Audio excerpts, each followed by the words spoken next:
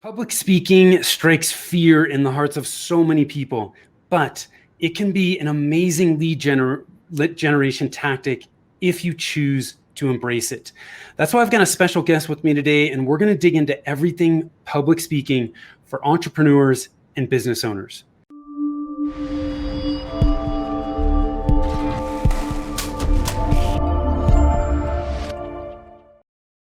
Hi, I'm Tim Fitzpatrick with Rialto Marketing, where we believe marketing shouldn't be difficult.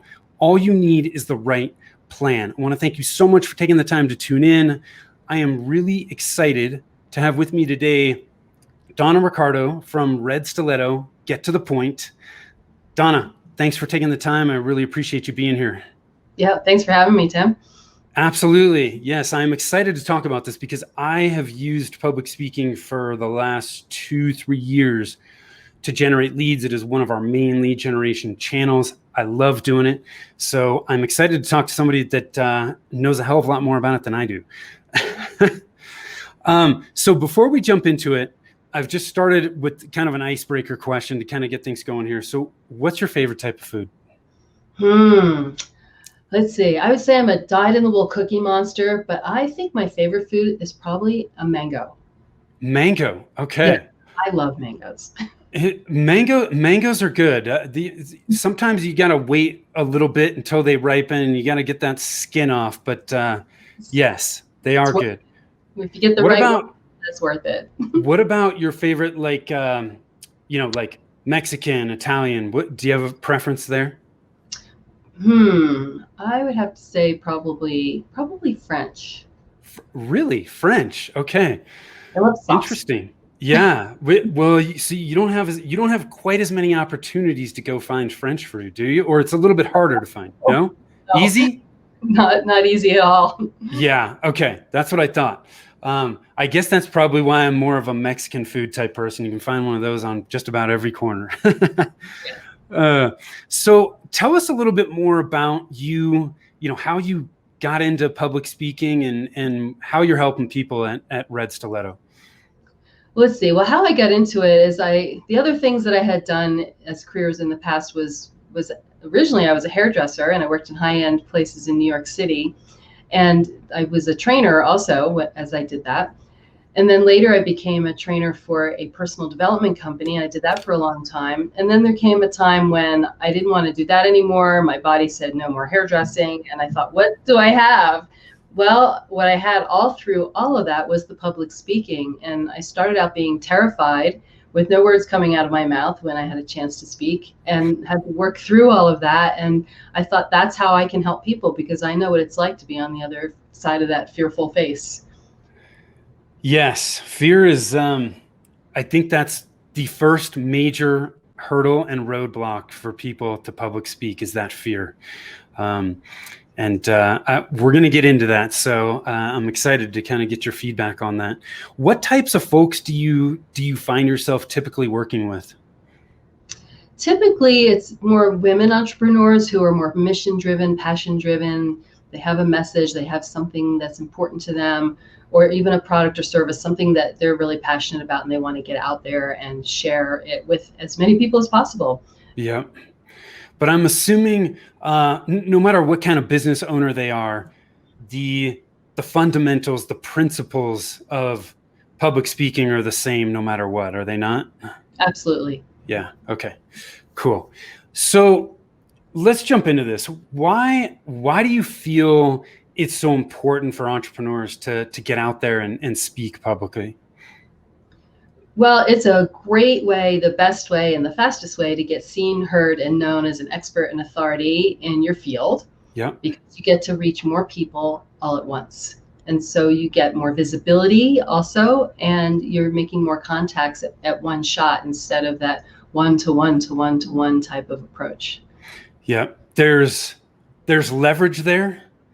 There's, I don't know what it is, but when people are speaking, provided they do a good job, you as somebody that watches that, you build credibility very, very quickly.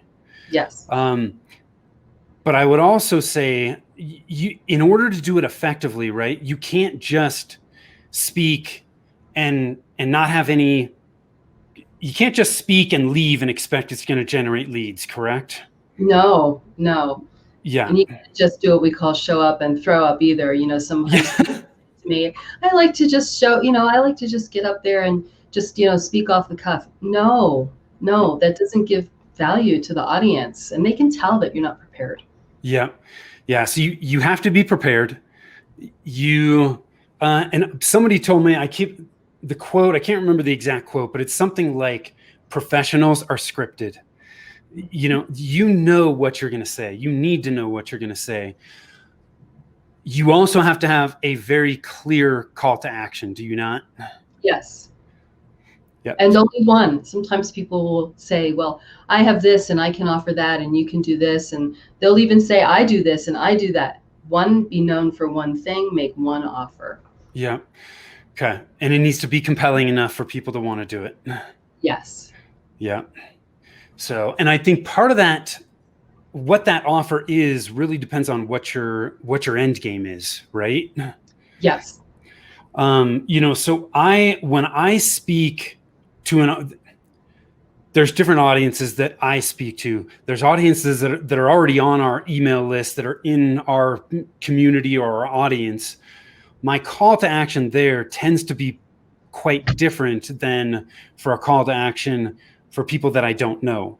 But for me, I've found that when I'm speaking to an audience that doesn't know me, my call to action, I just want them to get on our email list. So I find that offering the tools that I'm talking about, the slide decks, if I'm recording it, that's enough of an incentive for people to opt in. And then they're on our email list. And now I can just continue to nurture those people to the point where they're ready to take that next step. So that does tend to work pretty well for me. Have you seen people do other things that have worked pretty well as well? Yeah, I would like to add something to that. I would say also that depending upon the amount of time that you have to speak, that can influence what it is that you offer. Let's say you have a short amount of time, let's say less than 30 minutes or less, right? You have a product or service that you offer, but you don't really have time to set that up and sell it during that short time. So in that case, you would offer, your free opt-in or some kind of a giveaway or something that allows people to get something of value and gets them on your email list. Yeah. Right? But if you have longer, at least 45 to 90 minutes, let's say, then you have the time to both give your talk and outline your course or product or service and really get into it, and really so that people can see what it is, and then you can sell that. Yeah. So I have a mentor that I follow, and I love this guy's philosophy. And one of the things he was talking about before was that when you teach, that's how you're serving and adding value to people. And it's that teaching that helps set up your credibility and your authority within the space. And so he was comparing that to people who give presentations, but they don't give everything. How do you feel about that? Do you fall into one camp or the other? I think you should give everything. I think you should, when you speak, you give your best stuff. I don't think you should hold back. I think you should be generous with it. If you just think about it, like a silly example would be like a movie trailer, right? Don't they give you the best clips? Yes. Right? They give you a piece of it. So they're getting a little piece of you. They're getting a little piece of the best of you. And I think it should be given generously and freely, and yeah, like that. Yeah. So don't hold back. Don't hold back. Cool. I love it. And the other thing, there's something else I wanted to add to that, is that because you spoke about education, is it's not a pitch about me. It's literally educating people based on your expertise and experience, but you're teaching them something that would be useful to them. Yes. But by teaching that, you establish your credibility. Yes. Yes. Cool. Because, I was having this conversation with somebody the other day, because I agree with you. We just give everything away. I don't care, because the people that are going to take that information and run with it and implement, great. Those people were never going to be our clients anyways. There is so much information on the internet. Everything you need is out there. So let's just give it away. There's going to be so many people that take that information. They like the information. they may take that information and try to implement, but when they try to implement, they hit roadblocks and they go, oh my gosh, I need Donna's help, or I need Tim's help to kind of push through this. Those are the people that are going to be your ideal clients anyway. So yes, I think people that fall into the trap of I'm scared to give everything away are coming from a place of scarcity rather than abundance. right. So I think the faster we can get to that place of abundance, the easier it's going to be. Yes. So let's talk about, we can't have a conversation nowadays without getting into the pandemic and how that has shifted so many different things that we do. How are entrepreneurs adapting their public speaking opportunities with the pandemic, and how that's changed how we do business? Yeah, I think there's a few different things going on. At first, people weren't doing anything. Everybody kind of freaked out. All events got pulled. And then little by little, events started happening again. There's a lot of opportunity because everything's virtual. You can be in Colorado and speak to something that's happening in California or New Jersey, and there's things that are happening that would not have been available before because they're either virtual or they're hybrid. So maybe, you're showing up in person, but it's being broadcast somewhere across the country. So there are different opportunities. I think there's as much, if not more, opportunities, but because of the virtual. So you don't have to, in a lot of cases, you're not traveling, right? So you're saving travel time. It's costing the people that are paying you, if you're being paid, it's costing them less because they're not having to pay for travel expenses. So, I mean, frankly, you can actually speak a heck of a lot more. I think so, yes. We were talking before we went live about, I view speaking as pretty wide. It's not just I'm speaking at a conference. Right. It can be, I'm doing workshops or trainings, webinars. I'm doing podcast stuff. I mean, to me, this is a form of speaking. What we're doing right now, being a guest on other people's podcasts. How do you feel about that?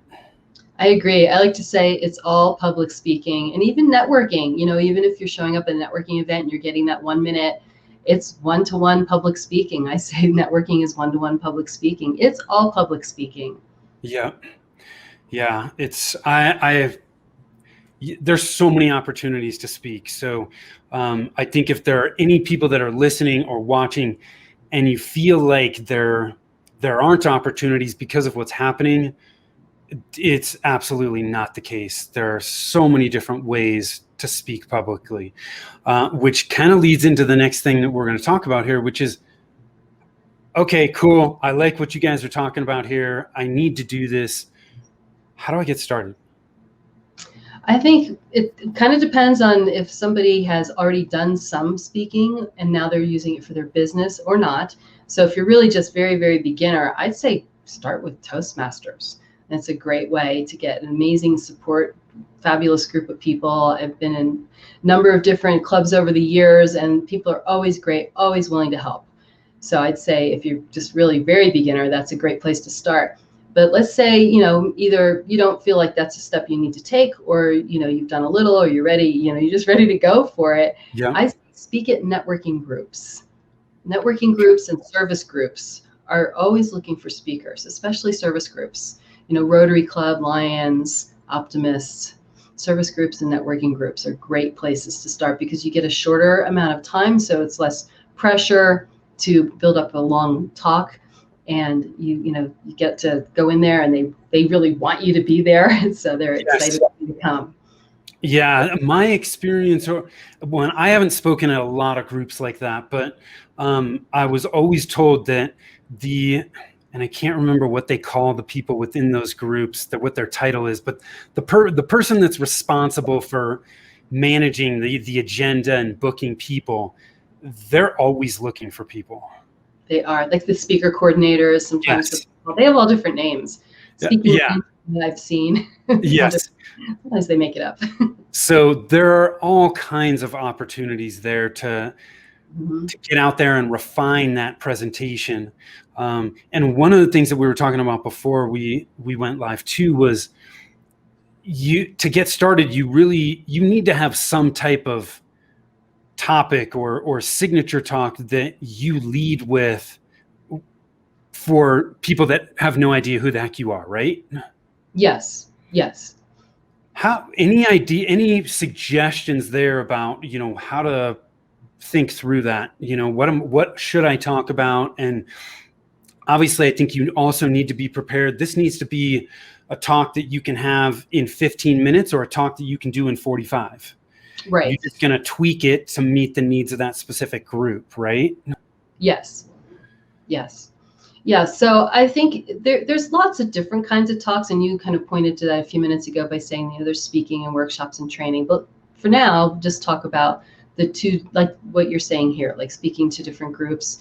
And I would say, generally speaking, there would probably be two different kinds of talks that you might select from to develop to speak to those groups. So one would be the signature talk, which is designed to connect with your audience, maybe tell a personal story, share your credibility, how you got to be the person you are with what you do, share some experience and expertise, and make some kind of an offer. And that's what sets that kind of talk apart, is that, you're making the offer and it's designed to attract leads and build your business. So that would be a talk where you're giving what you want to give to the people you want to give it to. And the other kind would be, let's say somebody really just wants to speak, and I meet those people and they just want to speak. They don't necessarily have a product or service or something, but they want to speak. They have a message and they want to get out there and share it with people. So in that case, they would design it. And I'd still say share their personal stories, because usually that message comes out of some life experience that they've had, and they want to get out there and make a difference and inspire and motivate and influence people. Yeah. And so then that often is more like a type of a keynote where they're telling a lot of different stories to make their point. And then they would have a call to action rather than making an offer at the end. Their call to action would be to inspire them to take action regarding something that they talked about. Got it. Okay. So let's break this down into a real world example, and I'll use my business and then you can critique this. Okay. Mm-hmm. So our differentiator as a marketing company is we focus on the fundamentals first. So when I do a guest podcast spot, which I view as a speaking opportunity, that's what we're talking about. Okay. We're talking about what are the marketing fundamentals, your target market, your messaging, and having a plan. Depending on how long that conversation is, we may just keep that surface level or we may dig into it, but we're just talking about, hey, what are the fundamentals? Why are people skipping these things? And then we dig into them so that people understand why they're so important. And then at the end, they're always saying, hey, where can people learn more about you? We're creating a page on our website specifically for their listeners. Free resources there to support what we've just discussed, but then there's get a free consultation. That's how we start that initial conversation with people that are interested in taking that next step. Mm-hmm. Based on what I've just told you, is that how you would typically work with somebody, or would you tweak that slightly depending on the venue? I think the only tweak that I would make would be in the beginning. So you're still going to teach them something, still share something that they can learn, that they could take for themselves and apply, right? Yeah. You have an offer that you make at the end to take it further if they want that. But before all that would be, I would say, telling some story or stories about how you became that person, this person that you're doing what you do, yes. Your credibility, education, what led up to that. And then I think a really important piece of a signature talk is where you say, before you get into the points that you want to talk about, you say, this is for you, if, and then why this would be for them, so that they know that they're in the right place, listening to the right person and on the right topic. Got it. I like it. So this is for you, if. Yeah, and have, maybe 3 or 4 of those. Yeah. The other thing that I find too, if you have, so for people like us, coaches, consultants, professional service providers, I think that signature talk needs to be, you're educating, but you're also educating people on the value that you provide and what makes you different.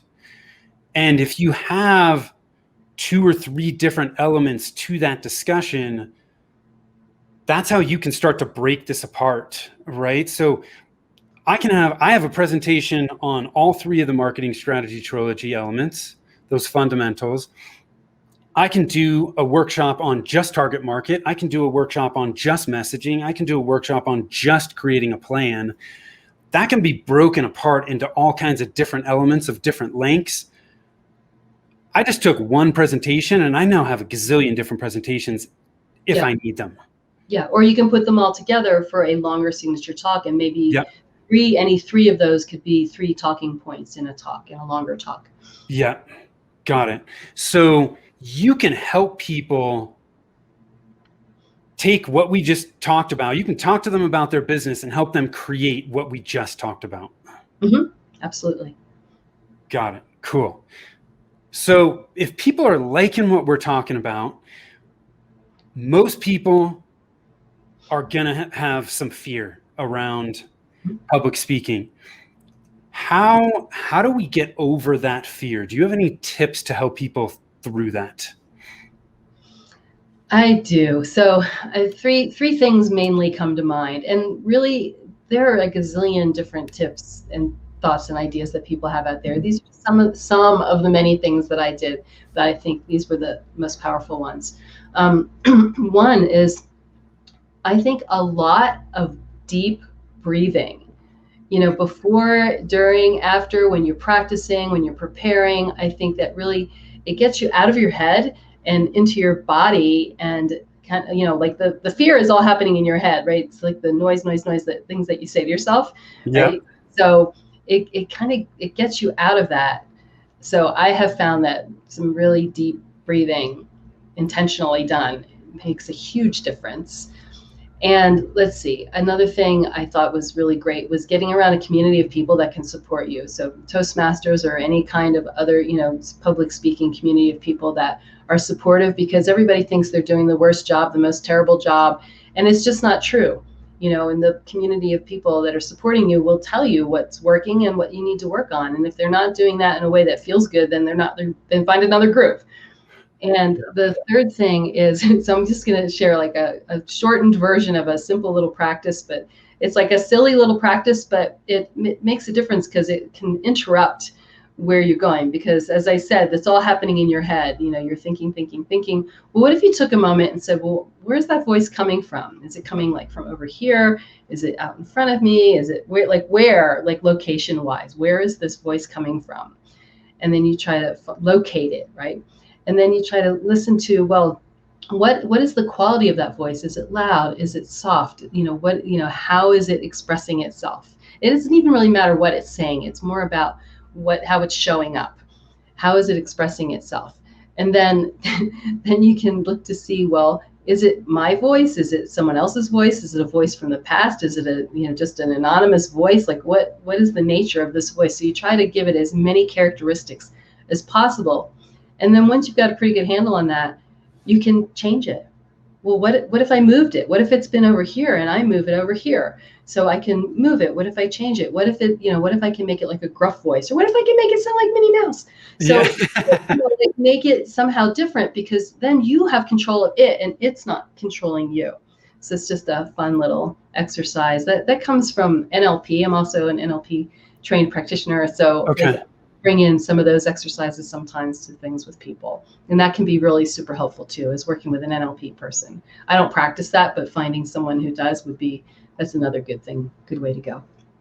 I love the deep breathing. I heard somebody recommend that a while back, where even if you can just take 3 deep breaths before you start, it can make a huge difference. And that's something so easy for people to do, right? I also find when I think about public speaking, it's for most people, we're getting into the water and we're getting to that place in the water where we can't touch anymore. We're starting to tread water, and the more we can push ourselves and get outside of our comfort zone, the more we do that, the faster our comfort zone is going to expand, and it's not going to become that big of a deal. And look, in the beginning, we're going to suck. Okay. I mean, I guarantee you, if you go to some of the most popular people out there, influencers, huge podcasts, The guy I keep hearing about. Have you ever heard of the Beast? No. He is a YouTube sensation. He is killing it. Millions and millions of views. I guarantee you, if you go watch one of his first 10 videos, they probably suck. We all suck in the beginning. And so, I don't know, maybe watching and listening to some of that will help you as well.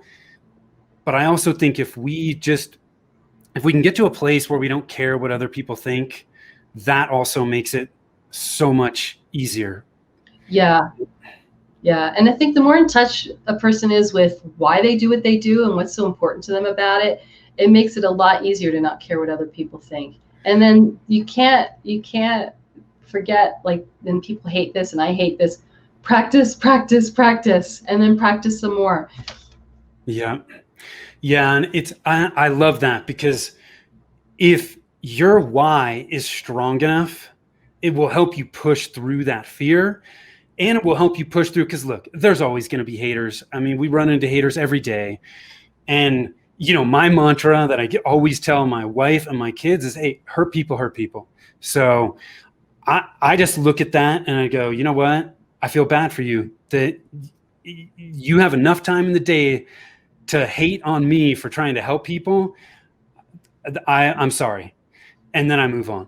But if that why is strong enough, it's going to help you push through that, because it does. Look, even the best of us, like when nobody likes to have people hate on them. But if your why is strong enough, it'll help you just go, you know what? They're not my ideal person. That's okay. So I love that. Any last minute words of wisdom that you want to leave us with? One thing that I always like to say is all we really have is each other. Like, all it really is other people. Everything we have, everything we are, everything we do, everything we have, it's all other people. So why not love and accept people and get along with them and learn to communicate effectively and make the most of our connections with others. Awesome. Where can people learn more about you? They like what we're talking about. They want your help to put that signature presentation together and make sure they've got this dialed in. Where do we want to send them? My website is a perfect place, DonnaRiccardo.com, and it's Donna with 2 N's, Donna, and Riccardo with 2 C's, RICCARDO.com. Okay. Awesome. I love it. If you have thought about getting into public speaking, using it as a way to generate leads for your business, you owe it to yourself to reach out to Donna. I know she can help you. We've had a great conversation. I think after listening to this, she knows what she's doing. So head on over to DonnaRiccardo.com and reach out. I know she can help you. So Donna, thank you so much for being here and sharing your expertise and wisdom with us. Again, I am Tim Fitzpatrick with Rialto Marketing. If you want to gain clarity on where to focus your marketing efforts right now, head on over to our website at rialtomarketing.com. That's RIALTO marketing.com. Click on the Get a Free Consult button. I guarantee you will get a ton of value from that call and walk away having some clarity on where you need to focus your efforts right now. Thank you so much for tuning in. Until next time, take care.